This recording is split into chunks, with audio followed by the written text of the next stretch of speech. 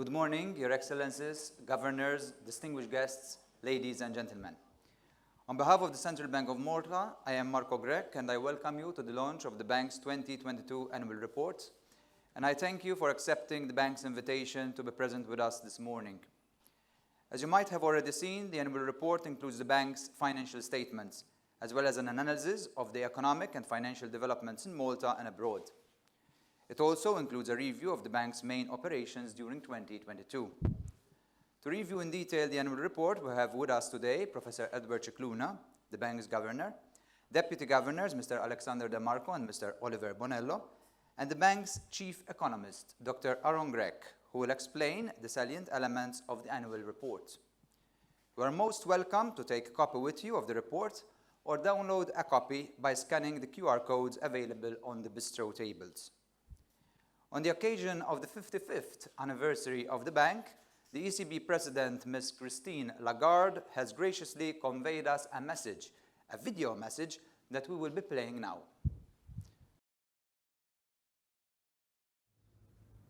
Happy anniversary. 55 years is a long time for anybody, but it's a long time in the world of central banking. And this period in particular was one of great change for Malta. But looking back, we can really draw from the two virtues that shine throughout the central bank's history. These are the very same virtues found on the central bank's own coat of arms, fiducia fortis, which means in confidence, strength. Certainly, we have seen that confidence in action over the decades. After all, it takes confidence to take Malta's ambition of becoming a modern European economy and to transform that dream into a concrete reality. The central bank's establishment in 1968 filled an institutional gap in the country's financial architecture, bringing together functions that had up until then been scattered across the various arms of the government.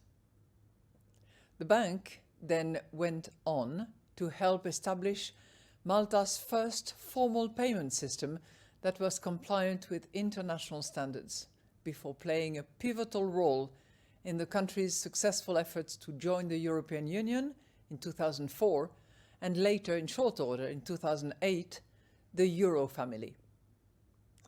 That confidence laid the groundwork for the second virtue to blossom over the years, strength. Malta underwent extraordinary economic growth in the half-century that followed the central bank's establishment, with real GDP growth averaging 5.6% and increasing 12-fold on a per capita basis. And today, Malta's economy benefits from a dynamic, export-oriented services sector. Now, of course, a changing global economy presents significant challenges for Malta. But Europe is a source of resilience during these unpredictable times. And Malta's place is firmly at the heart of Europe. Indeed, across the entire euro area, support for the monetary union and single currency is at its highest in Malta. That strong support is due in part to the economic benefits that euro membership provides. For instance, the euro eliminates exchange rate risk between Malta and its European neighbours. As a result, it facilitates the country's trade. But support for the euro is also a testament to the dedication and hard work of the Central Bank of Malta's staff, whose analysis and expertise contribute towards and help ensure the robustness of the euro system's decisions, and by extension, price stability, our mandate. So when I think of the future to come, I have no doubt that the words fiducia fortis will shine just as strongly, just as confidently as they have in the past.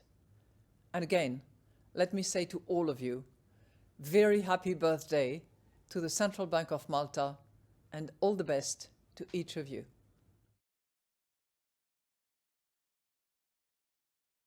insightful message from the President of the ECB. Before introducing our first speaker, may I draw your attention to a few housekeeping guidelines. Kindly be informed that the event is being recorded and it will be posted on the bank's social media channels later on today. You will have the opportunity to put forward your views or questions at the end of the event during the Q&A session that we will have. Lastly, please may I kindly request you to put your mobile phones on silent mode to minimize potential disruptions. But without further ado, I will now invite Professor Scicluna to start today's presentations. Over to you, Governor.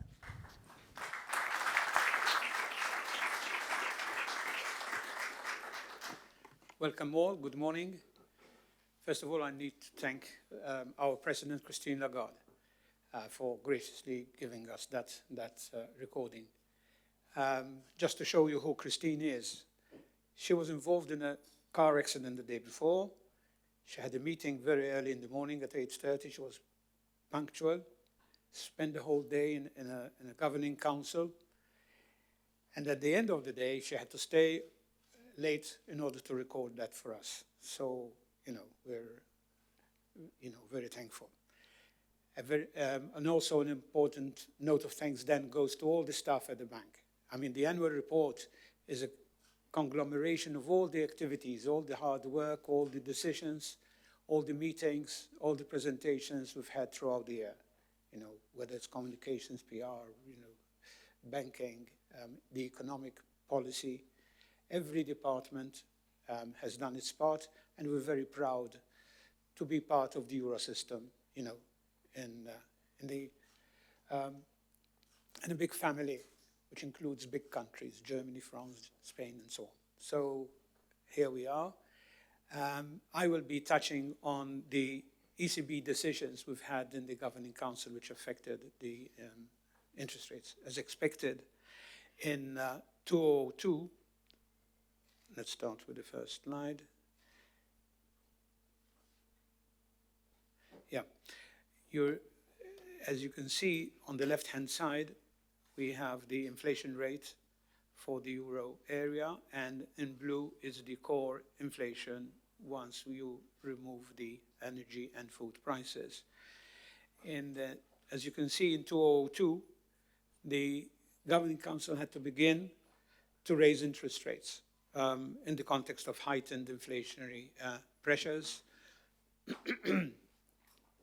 Indeed, the overall inflation rose from just above 5% in January of 2022 to a peak of 10.5 later in October, and at least the last we've seen it in February, it was down to 8.5, so it actually had peaked.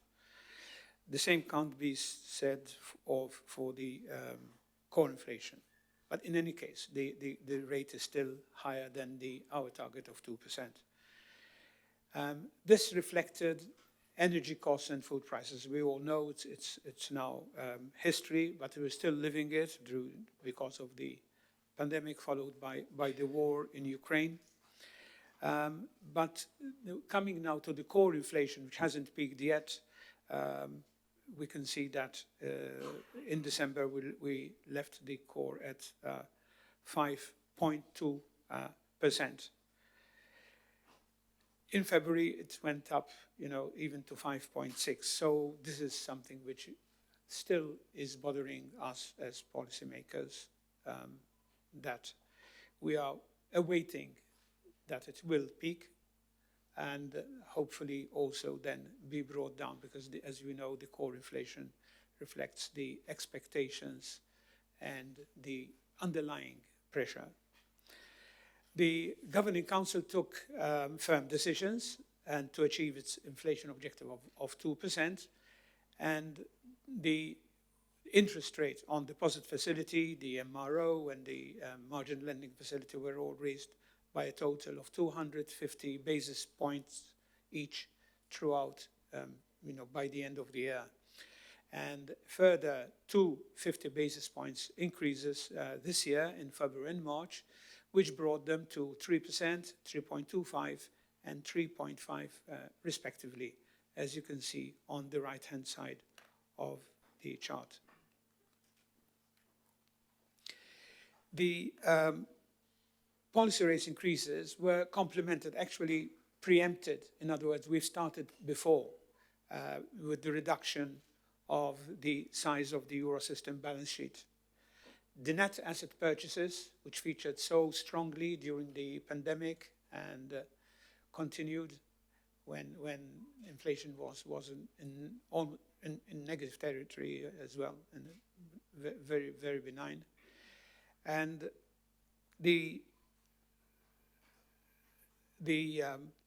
so what I was saying that it also affected the TLTROs began to repay some of the targeted long-term refinancing operations or TLTROs. As you can see, the light blue area in the chart shows net asset purchases under the pandemic emergency, which are called PEPs, ended at the end of March of last year, while those under the asset or APP asset purchase program ended at the end as of the 1st of July. The full APP reinvestments ceased at the end of February from March 2023. The APP portfolio will decline at a measured and predictable pace, and the decline, which amounts to about 15 billion per month on average until the end of June of this year, when we will subsequently determine the pace for the foreseeable future. In the case of PEP, reinvestment, they are expected to continue until the end of 2024. They might be used, as part of the fragmentation, something I will be talking about just in case. Measures were also taken to reduce the TLTRO trees, they balance the yellow area on the chart, by adjusting the applicable interest rates and offering additional voluntary early repayment dates. Consequently, outstanding TLTRO tree balances have fallen from around 2.2 trillion at the end of 2021 to 1.3 trillion at the end of last year, and have declined slightly further in the first quarter of this year. Take the third slide. We now look at the ECB interest rate hikes having transmitted the effect on yields. The increases, as you can see, the sovereign yields both for Germany, and then higher than that are Malta, which is in red, and Greece, which is in grey. The benchmark 10-year yield for the euro area as a whole has broadly increased by 270 basis points between January of 22 and March of this year. Similar increases can be seen at country level, as we are seeing from the chart. Although there were some differences between countries, spread generally remained contained, and that was a fear which the markets were mentioning several times. In part, this was due to the Governing Council decision to announce a transmission protection instrument in July of 2022. The tool is designed to enhance the reliance of the euro area to shocks by preventing disorderly market dynamics that pose a serious threat to the transmission of monetary policy. And the tool can be activated in jurisdictions experiencing a deterioration in the financing conditions that's not warranted by country-specific fundamentals. We'll cross the bridge when we come to it, but so far, fingers crossed, we didn't have the need. We now come to the household rates, because as sovereign yields often serve as a benchmark for pricing other financing instruments. These costs eventually affect yields on bank bonds and basic wholesale funding costs. But if monetary policy is to have an impact on inflation, it must be transmitted to broader interest rates in the economy. In this slide, I will look at the bank deposits on the left-hand side and lending rates on the right-hand side for households. we have the blue for the euro area, and the red are Malta's. As you can see, the pass-through is not necessarily immediate, as it depends on starting levels and contractual terms. But banking funding preferences and assessment of credit risk across different classes of borrowers also play a role. In general, household lending and deposit rates in the euro area have moved up, as you can see the blue line, following the latest ECB rate hikes. We're also seeing this in Malta, but the response has been slower, and the standard question is why. The reason is that it partly reflects that the banks in Malta are highly liquid and have no immediate need to attract more deposits. Moreover, starting levels were also higher than those in the euro area. So that explains why, we have a bank where the chairman and the CEO saying in public that they have no intention of raising rates. I mean, that was quite a long time ago, but still, it was quite a big commitment to make for a big bank. We now do the same, the deposit and lending rates for non-financial corporations and corporates. As you can see, a similar picture emerges. Here, too, interest rates have responded more slowly compared to the euro area. I'm referring to Malta. Before I conclude, I would like to note that the abrupt change in the inflation environment and the monetary response to it, not only in the euro area but also in other advanced countries, has affected negatively the financial performance of central banks. That's a subject which the Deputy Governor will go into detail. In the case of the ecosystem, the increase in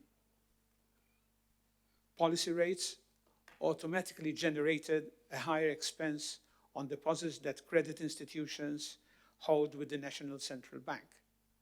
So this time, the commercial bank's profitability comes at a cost to the central bank.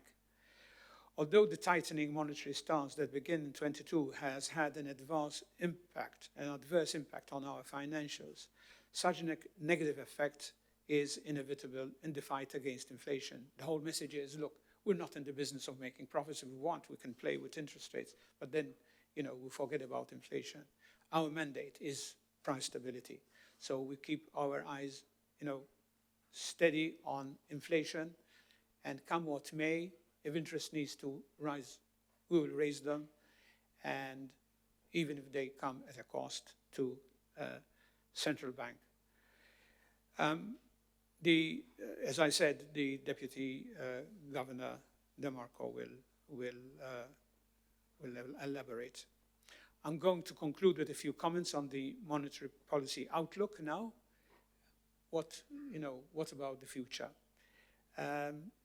Well, still, maybe it's a cliche, but the elevated level of uncertainty, geopolitical tensions, financial stability risk, macroeconomic slowdown, they're all still there. They reinforce the importance of data-dependent monetary policy. In other words, you just can't tell. Don't make too long-term plans, review them. Don't be embarrassed to do a U-turn if it's necessary. In this case, each time look at your data and see what it tells you for your decision at the time.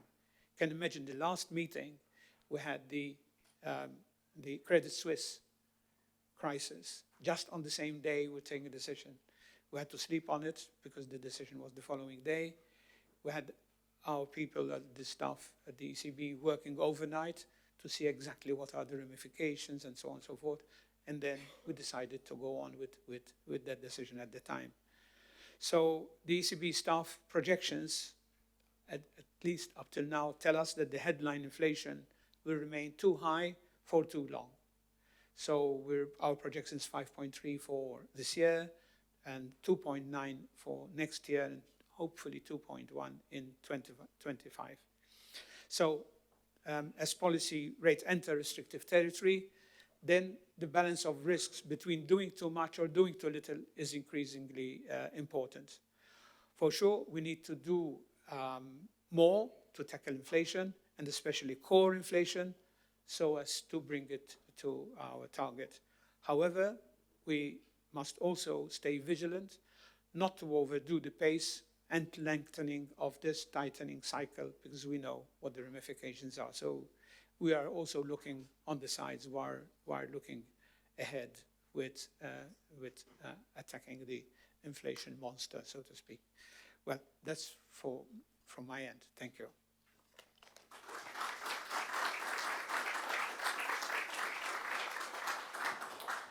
Thank you very much, Professor Shikluna, for your insights. I now invite the bank's chief economist, Dr. Aaron Gregg, to elaborate more on last year's economic situation, including an overview on inflation and the bank's latest projections. Dr. Gregg. Thank you. During 2022, Malta's GDP rose by nearly 7%. This was below the rise seen the previous year. However, the pace of economic expansion in Malta remained well above that in the euro area. In fact, the growth seen in the monetary union was about half that we had in Malta. While due to its greater reliance on contact-related services, the Maltese economy had been harder hit by the pandemic, contrary to expectations, this shock had already been recovered by 2021, a year earlier than what happened in the euro area. Furthermore, by the end of last year, the Maltese economy was already a tenth larger than it had been in 2019, while the euro area economy was just 2% larger. These results, this difference, attests to the great flexibility of the Maltese economy and the resilience of Maltese households and firms to large external shocks. That said, an important element behind this resilience and the following rapid recovery was the stimulus provided by government during this period. This helped sustain domestic demand and protected the economy's productive capacity. When one looks at headline GDP figures, it would appear that last year's growth was solely driven by domestic demand, as headline net exports fell. However, this reflects a large rise in imports of machinery, particularly aircraft, which then appears in the data as a surge in investment. If one had to remove this high import content, the contribution of investment to overall growth is more moderate, while that of rising exports of goods and services becomes more apparent and reflects the recovery mainly of tourism. Nonetheless, private consumption was the strongest contributor to growth in 2022, as households gradually returned to pre-pandemic consumption patterns. As a result, about half of the growth observed in the services sector during last year reflected the recovery of retail, hotels, restaurants, and transport firms. The rest of the expansion in the services sector was due to export-oriented services firms, such as those in professional services, financial services, information and communication, and remote gaming. During last year, manufacturing also contributed positively to economic growth, while the contribution to growth of public administration and health declined somewhat compared to that of the previous year. Construction activity also declined during 2022. Given the rapid rebound in economic activity, employment continued to expand very sharply, at a rate that, although it was below that immediately before the pandemic, it was still about 1.5 times the historical average growth in employment. The labor participation rate, in fact, nearly touched the 80% mark last year, when just 5 years before it was more close to the 70% one. As a result, Malta's employment rate is now far higher than the euro area, something that was not the case before the pandemic. During 2022, inflows of foreign workers continued to recover from the sharp drop in the first year of the pandemic. However, they still remained below those in 2019, which were the record inflows that Malta ever received. Furthermore, the flows that we received last year in terms of foreign workers differed from those in earlier years in that the proportion of third country nationals, that is non-EU residents, are starting to become more than the share of EU residents. And this is not just due to the fact that the UK is not now part of the EU. Now, despite the large rise in labour participation and the resumption of very significant flows of foreign workers, the unemployment rate in Malta continued to fall. Labour supply growth, in fact, continued to be outstripped by the rise in labour demand. Consequently, Malta's unemployment rate fell to historical lows, going below 3% in 2022 for the first time ever. This rate was well below half the euro area average unemployment rate. At the same time, while the amount of jobless fell below that which we had experienced before the pandemic, the amount of job vacancies steadily converged to the 2019 situation. As a result, the tightness of the labour market last year exceeded that observed before the pandemic, with the vacancy rate in the economy for the first time in history nearly equaling the unemployment rate. In turn, the tightness of the labour market partially explains the rise in inflation witnessed last year in Malta. That said, inflation, which reached a historical high since the 1980s, was mostly driven by imported inflation. As you know, Malta imports most of its needs, and the rise in prices abroad, combined with a rise in logistical costs and other supply-side issues, inevitably led to a rise in domestic prices. Food and consumer goods inflation was in fact quite substantial, though it remained slightly lower than the euro area average. On the other hand, service inflation in Malta was much more pronounced than that in the monetary union, and this was in part driven by the aforementioned tightness of the labour market. However, another factor that differs between Malta and the euro area was the fact that in Malta there was a very sharp rise in the restaurant and hotel prices, and this reflected both the strong recovery in foreign tourism during last year as well as buoyant domestic demand. Yet, even though service inflation was much pronounced in Malta compared to Europe, Malta's inflation rate remained below the euro area average last year. And this was primarily due to government's policy of freezing fuel and energy prices, which meant that these very important elements didn't have any direct contribution to the inflation rate in Malta.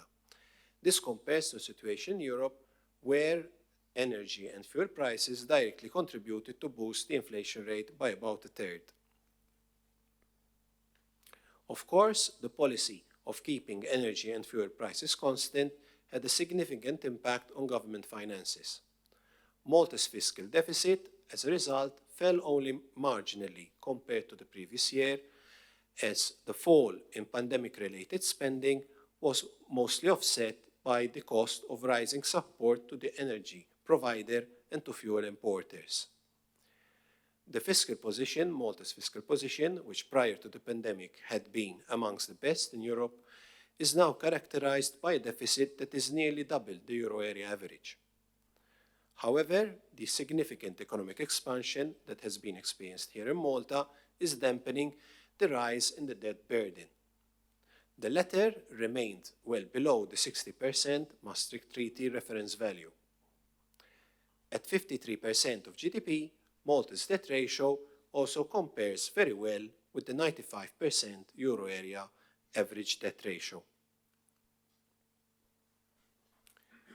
Looking forwards, the central bank expects the Maltese economy to continue to outperform that of the rest of the euro area over the coming years. While GDP growth will moderate from last year's figures, it will remain quite substantial, at close to or over 3.5%, which would be slightly above what we believe constitutes Malta's potential growth. We expect this divergence to happen mostly as domestic demand should continue to grow at above average rates due to two factors. Firstly, households and firms have accumulated huge amounts of savings during the pandemic, which they are now gradually running down. Secondly, they have been shielded from the very large shocks that have affected households and firms in neighboring economies, leaving them more able to conduct discretionary spending. At a time when foreign demand is expected to decline, this buoyant domestic demand will remain the main driver of growth in Malta. The bank expects investment to also remain strong, while employment growth should moderate gradually without any significant impacts in unemployment. Inflation is set to decline, but will remain above the 2% target till the end of the projection horizon. Moreover, we expect that in the coming months, Malta's inflation will be higher than that in the euro area, as the latter has started to benefit from a reduction in energy prices, which will push the headline inflation rate lower. The drop in foreign energy inflation will, however, benefit the Maltese government finances, as the cost of energy subsidies should gradually recede, while rising economic activity will continue to push upwards tax revenues. Turning to risks to these projections, we believe that this year the balance of risks is slightly to the downside, as geopolitical tensions could reduce foreign demand further or lead to resumed higher energy prices. This would impact negatively economic growth, inflation, and the fiscal position here in Malta. The impact of monetary policy on economic activity abroad could also be higher than expected, and this would also affect negatively economic growth. On the other hand, labour market tightness could lead to higher wages, which could boost domestic demand further than what we expect, but this would come at the cost of higher inflation.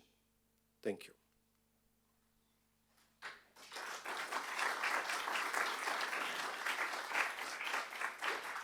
Thank you, Dr. Gregg, for your presentation on such highly debated topics. I now invite Mr. Oliver Bonello, the bank's Deputy Governor for Financial Stability, to provide us with an update on recent developments in the banking sector. Mr. Bonello, over to you. Thank you. Good morning. Today I will be giving you a brief overview of the developments in the banking sector for 2022, focusing on the core domestic banks, given their strong links with the Maltese economy. At the outset, I would like to stress that our banking sector is resilient, with strong capital and liquidity positions. The resilience of the sector has been tested during the Great Financial Crisis and more recently in the pandemic. So far, our banks have emerged relatively unscathed, even recently during the most recent episodes of banking turmoil. Indeed, since the Great Financial Crisis, significant steps have been taken to strengthen the European Union's institutional and regulatory framework. This has in turn strengthened the European banking system to better withstand crisis situations. Profitability continued to recover following the declines experienced during the pandemic, where banks had cautiously stepped up their impairment charges, which were then released in the following year. The left-hand chart shows that on average, in the last 3 years, the return on assets of the core banks was below that of EU banks. It should be noted that during the pandemic, local banks, apart from loss of profits from subdued business, were very prudent and provided for any foreseen potential losses on their lending portfolios. While in 2021, the ratio remained below that of EU, the recovery was stronger for the Maltese banks than in Europe, turning a loss into a profit. In 2022, these banks reported an increase of about 28% in pre-tax profits, but profitability was affected by one-off events, which if excluded, the return on assets would be more in line and even surpass that of EU banks. As seen in the right-hand panel, overall capital levels remain strong. The capital ratio and common equity Tier 1 capital of the core banks stood at around 23% and 19% respectively, which are well above the EU averages. This shows that our banks follow rigorously regulatory and prudential requirements while taking into consideration the expansion of their business activities.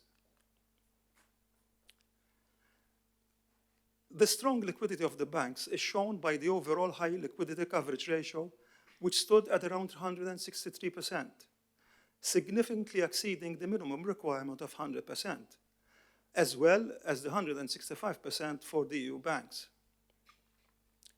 At 53%, the loan-to-deposit ratio is by far below the 108% of the EU banks, also indicating ample liquidity in the system.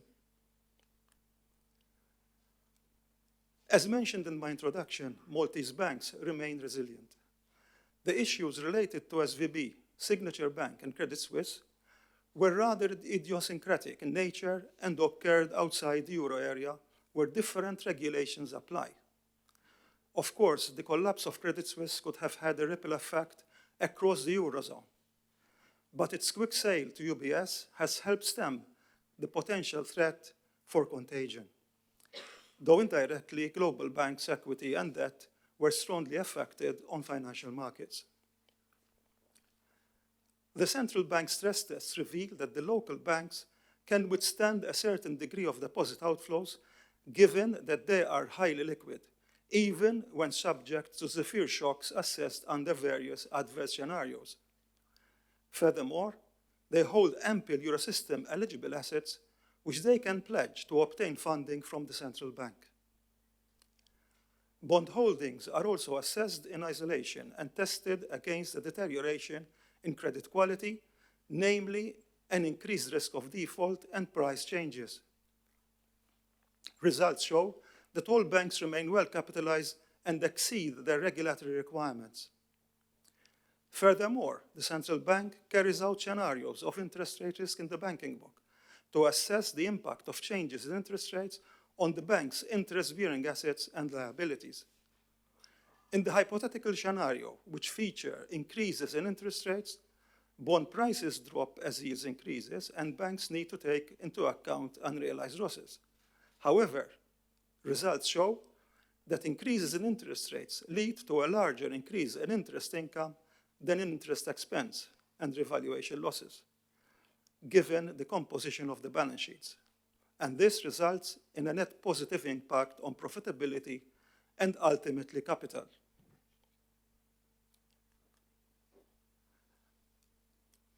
The quality of loan books improved, and the balance sheets of the core domestic banks are not showing any signs of weakness, with an overall non-performing loan ratio standing at around 2.7% in 2022, down from 3.5% a year earlier. The total coverage ratio also improved, and taking into consideration the collateral underlying such exposures, non-performing loans will be more than fully covered. As we can see in the right-hand side, last year overall provisions declined by 22%, mainly due to larger drops in provisions for loans classified as IFRS Stage 3 and Stage 1. Non-performing for bond loans also declined over the previous year, down by about 25%. This mainly reflects the strong economic recovery from the pandemic shock. However, challenges remain as inflationary pressures and the monetary policy response could affect borrowers' repayment capabilities, resulting in a deterioration in asset quality. Turning now to credit dynamics. As can be seen in the left-hand panel, growth in resident lending by core domestic banks continued to trend upwards, driven by the double-digit growth in mortgage lending. Such strong concentration in mortgage lending is clearly visible on the right-hand side, where the share has risen to about 55% from 26%, going back to the earliest comparable data of 2004. Loans to corporates picked up momentum, growing by 5.9%, mainly driven by the real estate sector, and the accommodation and food services, as projects are coming on stream due to pent-up demand following the pandemic. Household leverage is rising, and this has been growing since 2017. While households' financial wealth remains strong, household debt has been growing at a faster pace than their financial assets and disposable income, leading to rising debt servicing costs. This must also be seen in the context of a rising interest rate environment. Indeed, household debt to disposable income increased by 2.4 percentage points to 85% in September 2022, while household debt to financial assets rose by 1.3 percentage points to around 24%. To address the rising cyclical risk and the increased concentration in banks' loan books, the central bank, together with the MFSA, agreed to implement a sectoral systemic risk buffer. This buffer is applicable to Maltese banks involved in mortgage lending and is set at 1.5% of risk-weighted assets on mortgages, with the first phase-in applicable in September of this year. The rate will rise to the full 1.5% in March 2024. With the implementation of this measure, the authorities are looking in existing management buffers. Thus, banks are not expected to raise more capital to meet this buffer requirement. The measure will be reviewed at least every 2 years, also taking into consideration market developments. To conclude, the sector remains resilient on the back of recovery in profits, improved asset quality, ample liquidity as deposits continue to increase, and strong capital positions. This is also evidenced by the results of our stress tests, which feature in our financial stability report. And with this, I thank you for your attention.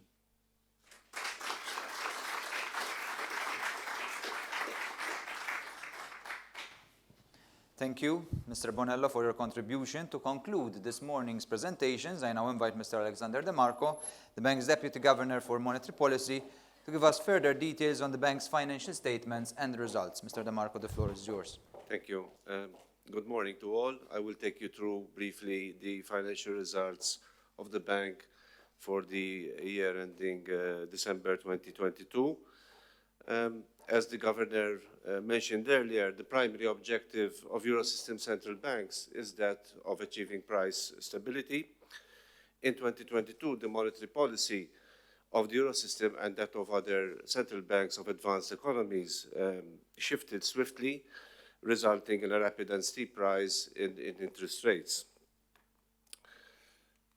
The shift in the monetary policy stance had an impact on the financial results of central banks, including that of Malta, which led to a contraction of 1.9 billion in its balance sheet, largely driven by the response of credit institutions in making early repayments of TLTRO3 borrowing, financed from deposits held with the bank after the favorable funding conditions ended late in that year. Additionally, deposits of credit institutions with the central bank were also reduced partly to finance a one-off expense incurred during that year, as well as to purchase bonds, taking opportunities after the rise in yields. Government deposits with the central bank also decreased as the opportunity cost of holding liquidity increased as government bond yields rose rapidly in response to monetary policy tightening through the hike in interest rates. These movements in the central bank's balance sheet were partly offset by an 8% increase in the demand for banknotes, reflecting the strong growth of the Maltese economy during that year, as was highlighted earlier by the chief economist. As a result, the bank's target to balance in the Eurosystem decreased to 5.5 billion at the end of 2022. Of course, the shift in monetary policy stance also impacted the bank's income and expenditure account for the year ending December 2022, recording a financial result of 0 for that year. while financial assets of the bank acquired in recent years at a time when yields were low or even negative continue to be held on the bank's books with the same coupons, remuneration on deposits at the central bank responds instantaneously to the monetary policy tightening of the euro system, with remuneration rates on deposits at the central bank switching from a negative to a positive rate by the end of summer, and currently the DFR, the deposit facility rate, stands at 3%. This development was reflected across the euro area such that monetary income pooled for the whole euro system took a hit, which for the central bank meant a more adverse impact of 9.4 million on monetary income compared to the previous year. Furthermore, the rapid unwinding of the accommodative monetary stance in 2022 resulted in a sharp fall in bond prices globally, which led to write-downs in the value of such assets, impacting negatively the central bank financial result by 32.9 million. Meanwhile, the bank's operational costs increased by 1.4 million or 5.8%, which nevertheless is less than the rate of inflation. Most of the increase in expenditure was attributable to higher IT-related costs from the bank's investment in modernizing its operating infrastructure in recent years, including the introduction of a dedicated treasury management system towards the end of last year. On the other hand, increases in staff costs remained contained at 2.3% last year. As a result of these developments, the bank released 20.9 million from its provision for financial risks, which it had accumulated from profits set aside during the previous decade, building a cushion of 128.8 million to deploy in circumstances of those experienced last year, where the adverse effects of the interest income mismatch arising from the assets and liabilities held on the bank's balance sheet are expected to continue to persist for some time. I thank you for your attention.